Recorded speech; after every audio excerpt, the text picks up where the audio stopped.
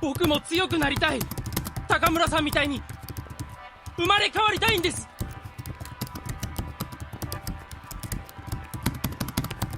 高村さん、強いって何なんですか？強いってどんな気持ちなんですか？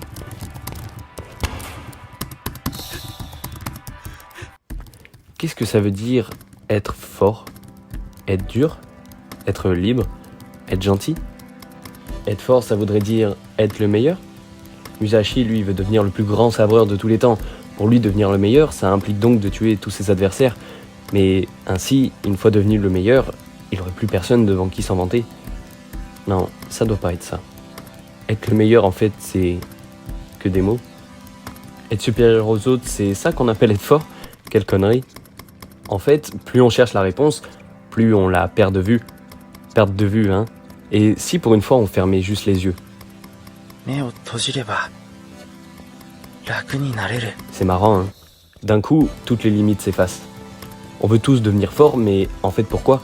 Et puis même, comment devenir fort si on sait même pas ce que ça signifie? Si être fort ça veut dire être dur, ça voudrait dire que pour être fort il faudrait être impartial, être juste. Si être fort ça veut dire être gentil, ça voudrait dire que pour être fort il faudrait pardonner, il faudrait aider. Aider pourquoi? Pour qui? Si être fort ça veut dire être libre, alors ça voudrait dire que pour être fort il faudrait... Attends, ça veut dire quoi être libre? C'est super, donc pour devenir un truc qu'on comprend pas, il faut être en partie quelque chose qu'on comprend pas. Attends, c'est peut-être ça la réponse.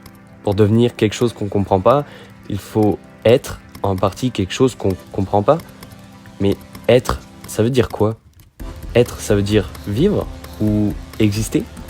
Donc maintenant, pour devenir un truc qu'on comprend pas, il faut être un truc qu'on comprend... Putain, c'est interminable. En fait, j'ai peut-être compris. Si on sait pas ce que ça veut dire et que plus on cherche, plus ça s'éloigne, c'est peut-être parce qu'il n'y a pas de réponse. Ouais, tu m'as bien entendu, il n'y a aucune réponse. Donc je suppose que s'il n'y en a pas, c'est à nous de la créer.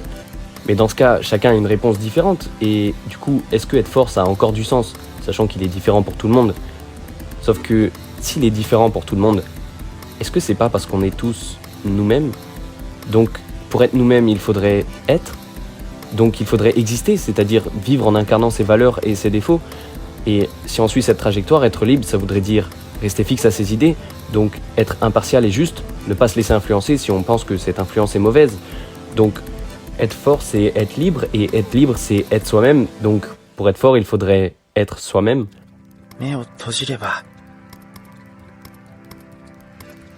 何を考えてるんだ僕は。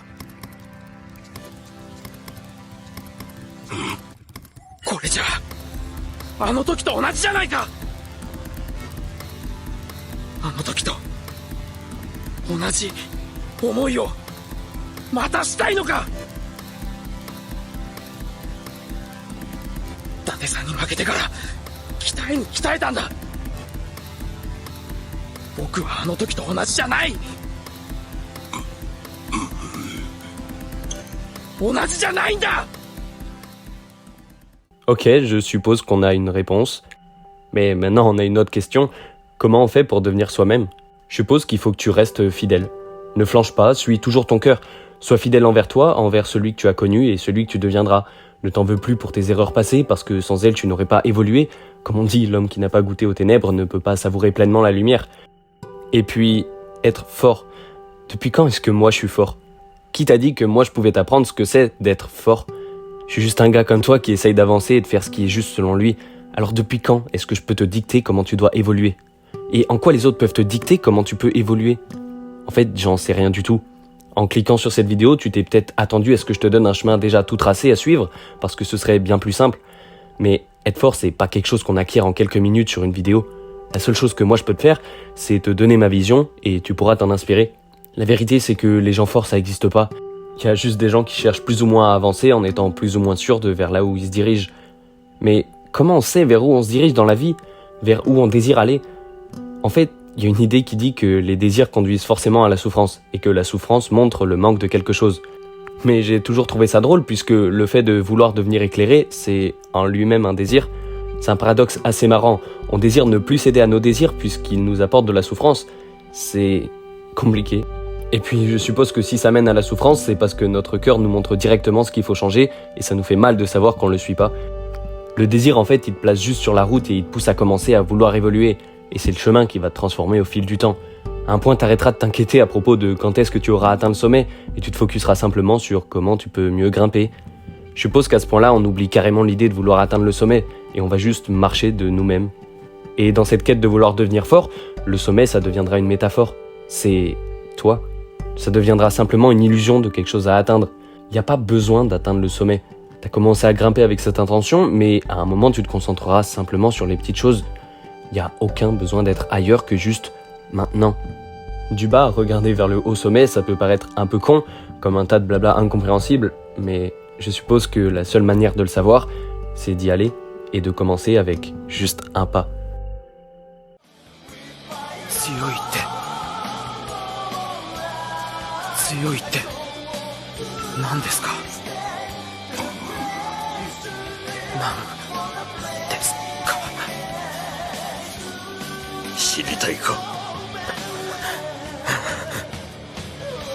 ならば戦ってこい。あの男に勝ってこい。さすればおのずと答えは出るじゃろう。そうですよね。僕もそう思ってました。セコンド頑張れ小僧。はい。